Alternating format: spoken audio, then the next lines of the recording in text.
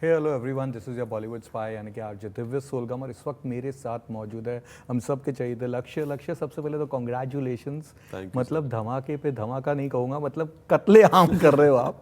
But आपसे जानना चाहूँगा फीडबैक्स एंड रिएक्शंस कैसे आ रहे हैं। बहुत सही है सर। मतलब क्या बताऊँ, every day I wake up with a massive smile on my face कि क्या हो रहा है। और ऐसा लगता है कोई सपना तो नहीं है, कोई आके उठा तो नहीं देगा। somebody will pinch me and say wake up boy, it's a dream, and I'm like नहीं, सपना नहीं है, हो रहा है असली में। दिस फील ग्रेट, अच्छा लग रहा है। बट आज अगर देखें तो 2021 में जब आपकी जर्नी शुरू होने वाली थी, उसके बाद unfortunately it takes this time. मेरा सवाल ये है कि इतने दिनों तक अपने आप को संभाला कैसे। यहाँ पे तो लोग कुछ ही महीनों में गिव अप कर देते हैं। तो जिस तरह का आपका किल का कैरेक्टर था कि जो लास्ट तक लड़ते रहा, हाँ जी, somewhat I think real life में भी आप उसी तरह से लड़ रहे थे। Absolutely sir. मैंने इस तरह से देखा नहीं था, लेकिन अब मैं देखूंगा इस Yeah. चीज़ को। संभाला इस तरह से कि अगर पहला प्रोजेक्ट लाइफ का होता तो शायद मैं घबरा जाता, मैं नर्वस हो जाता, बिकॉज मैंने एक सर्टेन एक्सपीरियंस लिया हुआ था टीवी के अंदर 6 साल। और मैं देख चुका था कि जो भी चीज़ें होती है, पेशेंस का गेम तो ये है। देखो, अगर मेरे पास धर्मा ऐसा नहीं है कि मेरे साथ पहले साल में क्रैक हो गया था, या जैसे ही आया और धर्मा ऐसे खड़ा था कि आओ दोस्ताना कर लो, ऐसा नहीं हुआ है मेरे साथ। तो मुझे भी 6 साल इस इंडस्ट्री को देना पड़ा।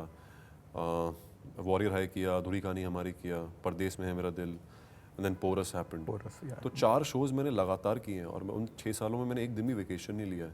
मैंने हर दिन काम किया है, हर दिन सेट पे गया हूँ, हर दिन सीखा है। ये सीखा है कि क्या करना है, क्या नहीं करना है। सो मैंने अपने आप को वो लर्निंग पीरियड दिया था 6 साल का। तो इसलिए कहीं ना कहीं जब आप 6 साल किसी इंडस्ट्री में बिताते हो, तो आपको समझ में आती है कि यार चीज़ें ऐसा नहीं है कि ओवरनाइट चेंज हो जाएंगी। Because even the magnitude of the scale of the shows, मतलब वॉरियर हाई एक था, फिर अधूरी कहानी था, then Porus happened in the 4th year. तो हर जो बड़ी चीज़ होती है, हर कुछ बड़ा जब होने आता है तो उसको समय लगता है, और वो बहुत ज़्यादा इम्तिहान के बाद आपके पास आती है। वो परिश्रम होती हैं इन चीज़ों में, ऐसा नहीं है कि आपको इमीडिएटली चीज़ें मिल जाएंगी। सो पोरस भी जब मेरे साथ हुआ, कुछ 150 या 200 लोगों ने ऑडिशन किया था शो के लिए, उस शो के लिए। एंड जब मेरा ऑडिशन हुआ, मेरा क्रैक हुआ, और उसके बाद डिफरेंट लोकेशन पे शूट करना था। मुंबई छोड़ के मुझे गुजरात जाना पड़ा शूट करने के लिए। मैंने अपना घर वर छोड़ दिया था, सब कुछ यहाँ पे। और उस शो के अंदर भी अलग लेवल की मेहनत की है सब लोगों ने। मतलब बीइंग अ लीड, आपको 24 दिन सेट्स पे रहना है, और हर दिन आपको 4-4 पेज के मोनोलॉग्स डिलीवर करने हैं, 3-3 फाइट सीन्स करने हैं। सो वो सब करते करते कहीं ना कहीं एक क्या बोलते हैं, एक ठहराव आ गया था, एक थोड़ा सा सेल्फ बिलीफ आ गया था अपने आप के ऊपर कि यार कुछ बड़ा करने के लिए ही तो जिम्मेदारी वाला काम तो मिल ही रहा है। तो मतलब it's just a universal way of saying, universe is trying to tell you that you meant for bigger things. So I heard that that you say God's voice. तो सुना और उसको थोड़ा सा रखा अपने साथ, और इसलिए पेशेंस डेवलप हुआ धीरे धीरे। तो जब कहानी सुनी, तो जब इतने सारे एक्शन सीक्वेंसेस थे, इसके पहले की जो आपकी फिल्में थी रोम कॉम होने वाली थी या जो भी थे, of course you are doing Porus, वहाँ पे एक्शन था, बट ये लेवल का एक्शन जब सुना था आपने, तो कहीं पे वो झिझक थी कि मैं कर पाऊंगा नहीं कर पाऊंगा, क्या होगा? नहीं, झिझक सर लाइफ में कभी नहीं थी मुझे। That's nice. मुझे अच्छा लगता है जब मेरे ऊपर बहुत सारी जिम्मेदारी डाली जाती है। तो I like it when you say that it's very tough, and कौन कर पाएगा। So I like to be that कि मैं कर पाऊंगा। दैट नाइट इन शाइनिंग आवर वाली फीलिंग अच्छी लगती है मेरे को फील करना, जब बड़ी जिम्मेदारी आपके कंधों पे आती है। तो और मुझे लगता है कि मैं इस जिम्मेदारी के लिए तैयार भी था, नहीं तो ये चीज़ मेरे साथ नहीं होती। शायद इसी कारण की वजह से मेरे पास दोस्ताना जब मेरे पास आई तो वो नहीं हो पाई, बिकॉज शायद मैं तब तैयार नहीं था उस जिम्मेदारी के लिए। I feel as an actor and also as a human being, क्योंकि धर्मा का लॉन्च है, दोस्ताना सच अ मैसिव फ्रेंचाइज। तो शायद मैं आई डोंट नो कौन सा चीज़ें सर अपने आप ही होती है मेरे साथ। तो मुझे लगता है हमारा काम सिर्फ ये होता है कि आप मेहनत करो, टाइम पे पहुंच जाओ, और just be nice to people. But shooting पे जब कोरियन आपके जो एक्शन जो कोरियोग्राफर थे पूरे, और इतनी सारी कमाल के एक्शन सीक्वेंस, क्योंकि हम जब देख रहे थे फिल्म में भी कि चलो इससे ऊपर क्या होगा, नेक्स्ट आ रहा है, अरे ये और ऊपर और ऊपर, it was just going up and up. जब वहाँ कर रहे थे तब मुझे बताइए सबसे टफेस्ट वाला कौन सा एक्शन सीक्वेंस था फॉर यू? टफेस्ट तो सर सारे ही काफ़ी मज़ेदार थे, लेकिन टफ फिजिकली और मेंटली मेरे लिए था सीक्वेंस जब आपको याद है जब मैं एक ट्रेन से रस्सी पकड़ के ऊपर जाता हूँ और फिर क्रॉल करता हूँ ट्रेन के ऊपर, और फिर एक विंडो पे लात मारता हूँ और पैर मेरा अटक जाता है, मैं गिर जाता हूँ नीचे। सो उस पूरी सीक्वेंस को हमने कुछ 4 या 5 घंटों के अंदर शूट किया है। और मैं पूरे दिन 12 घंटे, मतलब 12 घंटे वो पूरा शूट चला, लेकिन 4-5 घंटे ही उसके बीच में काम चला है। मतलब बाकी समय मैं सिर्फ हार्नेस पे उल्टा लटका हुआ हूँ। आपकी बॉडी जब हार्नेस्ड होती है, दैट टू अपसाइड डाउन, आपका पूरा खून जो होता है आपके सर तक जाता है। And harness also compresses your body, it stiffs your body, आप ज़्यादा घूम नहीं सकते, आप मूव नहीं कर सकते, and also your upside down. उसके बीच में आपको एक्टिंग भी करनी है, आपको स्ट्रगल भी दिखाना है। और आई थिंक 2 या 3 घंटे बाद मैं सिर्फ ऊपर वाले को ऐसे देख रहा हूँ और मैं अपने मन ही मन में कह रहा हूँ कि यार आज का दिन निकल जाए बस, ये आज का दिन में से किसी भी तरह निकल जाए, मैं घर आके मैं कुछ भी करूँगा, मैं नारियल तोड़ दूंगा, मैं एक एक्स्ट्रा अगरबत्ती जला लूँगा, लेकिन ये आज का दिन भगवान मेरा किसी भी तरह बस निकलवा देंगे। Because my body was in to pieces I think by the end of it. मैं घर पे गया हूँ, कम से कम 12 या 13 स्वेलिंग्स थी मेरी बॉडी के ऊपर हर जगह। बट जब फिल्म देखी और ये सारे सीन्स देखे तो वो सबसे ज़्यादा सेटिस्फैक्शन कौन से सीन पे लगा था कि यार ये इतना बढ़िया है? उसी सीन पे जो मैंने बताया, हाँ, ऐसा लगा कि यार वर्थ इट था। सेटिस्फैक्शन तो हर सीन में मुझे लगा कि यार वाह, मतलब कुछ तो हमने अच्छा बनाया है, मतलब आपको लगा अपने काम को देख के कि यार हमने कुछ अच्छा तो बनाया है। तो योर राघव के साथ कर रहे थे, डायलॉग सब उसको अच्छे दिए थे, पूरे एकदम मज़ेदार डायलॉग, वो फिल्मी स्टाइल में। उसके साथ का एक्सपीरियंस कैसा था? अमेजिंग था सर, काफ़ी इंटरेस्टिंग दिलचस्प आदमी है वो। सबसे ख़ास अजीज़ दोस्त है मेरा वो मुंबई के अंदर आज के टाइम पे। और उसकी खासियत यही है कि वो ना अपने आप को सीरियसली लेता नहीं है। हमारी हैबिट क्या है कि हम अपने आप को समझते हैं कि हम बहुत सीरियस हैं, ऐसे बैठो, ऐसे बात करो, ऐसे चलो, ये करो। उसकी खूबी ये है कि वो अपने आप को सीरियसली लेता ही नहीं है, और जो झलकता है उसकी एक्टिंग के अंदर, वो दिल वाला आदमी है, वो दिल से ऑपरेट करता है। उसका ये का सुर है ही नहीं कि मुझे इस आदमी से ऐसे बात करना है, इस आदमी से वैसे बात करनी है। सो सबसे अच्छी बात उसकी मुझे ये लगती है। जब ट्रेलर आया था तो अगेन पिक्चर देखे बिना जो लोग हमारे यहाँ आदत होती है ना एक अजम्पशंस करने की, जज करने की, लोगों ने डाल दिया था अरे वही एनिमल के बाद ट्राई कर रहे हैं ओवर एक्शन दिखाने के, and of course John Wick का तो देसी वर्जन होगा। कितना हंसते थे आप जब, because you guys knew what you have made, तो ये जो कंपैरिजन सुनते थे या जो होता था, एज पर यू क्या लगा था? सर मैं पढ़ता ही नहीं हूँ ऑनेस्टली, बट आज ये मैं बता रहा हूँ कि दिस इज कम, ये मैक्सिमम था, जॉन विक के लिए भी था, अच्छा। एनिमल के लिए था। लोगों ने कहा था कि अगर एनिमल का एक्शन इतना हाईएस्ट पॉइंट था, वो मशीन गन वाला scene, this one crosses that, ये लेवल पे भी बात हुई थी। उस पर क्या कहेंगे आप?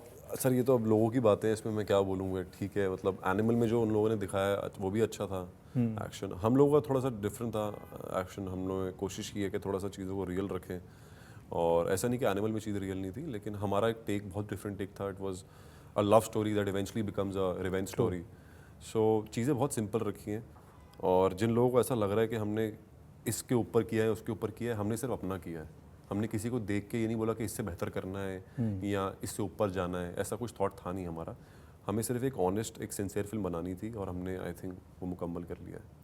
बट एक और जो था जहाँ पे आपकी टफ फाइट हुई थी, फिल्म के साथ तो हुई थी, बाहर जब फिल्म रिलीज हुई थी उसकी टफ फाइट थी काल्की के साथ। हाँ जी, यू नो कि बड़े बड़े पिक्चर है वो भी पोस्टपोन्ड हो गए, big movies got postponed, you guys केम, और तभी भी अगेन काफ़ी लोगों ने, सो कॉल्ड ट्रेड पंडित्स ने कहा था कि this is like a suicide करके, कि इतनी बड़ी फिल्म चल रही है, फिल्म जब चल जाती तो उसके सामने अगेन होता है, you guys came, you were confident of your this thing, और नंबर्स आए। बट आपको लगता है कि अगर ये फिल्म नहीं होती तो नंबर्स आज 4 गुना ज़्यादा होते? शायद, आई डोंट नो। मतलब मैं तो काफ़ी नया हूँ सर, मुझे बिजनेस समझने में अभी भी थोड़ा समय जाएगा। बट आई फील कि एक अच्छी फिल्म जब आप बनाते हो ना जी, तो वो इवेंचुअली अपनी ऑडियंस ढूंढ ही लेती है, चाहे उसके सामने 2 फिल्में हो, 3 फिल्में हो। ऑल्सो हमारे पास इंडिया के अंदर स्क्रीन्स लिमिटेड हैं, राइट। और बहुत सारी फिल्में अगर एक साथ आती हैं तो हर किसी को थोड़ा सा एडजस्ट करना पड़ता है या किसी को कॉम्प्रोमाइज़ करना पड़ता है। बट शायद आई डोंट नो सर, अगर कल की नहीं आई होती तो नंबर्स कुछ और होते।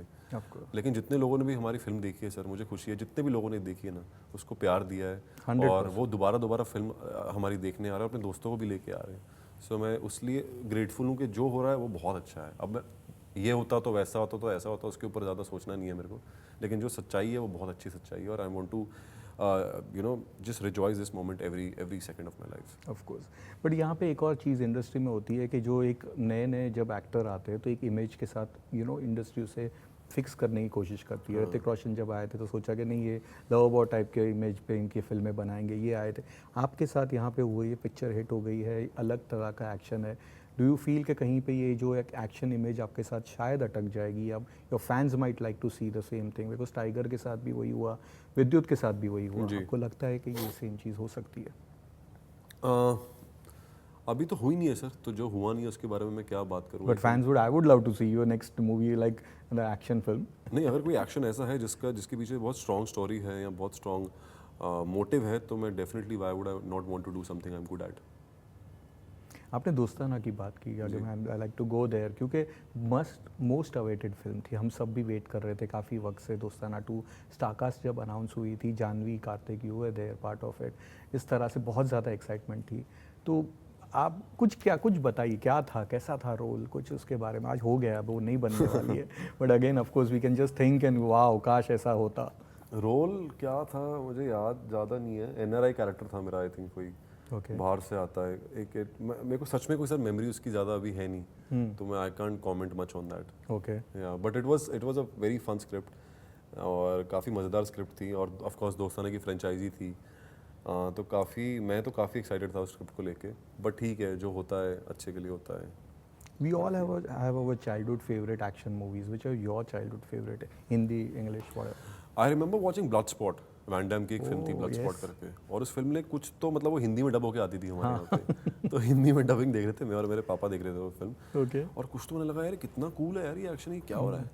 फिर मुझे टर्मिनेटर भी याद है, जब आर्नल्ड श्वार्ज़नेगर की टर्मिनेटर 3 आई थी, मेरे कज़न भाई ने मुझे घर पे दिखाई थी कंप्यूटर में सीडी डाल के, मुझे याद है। और ऑफ कोर्स शोले जब पापा देखते थे, और भाई साहब वो घूसों की आवाज़ जो आती ना, टिशुम टिशुम, वो सब, उसकी मेमोरी बहुत विविड है मेरे दिमाग में। सो ये सब फिल्में हैं, मतलब back of the head. And favorite heroes, actors, Ranbir Kapoor, he is number 1 for me right now. and from the senior ones.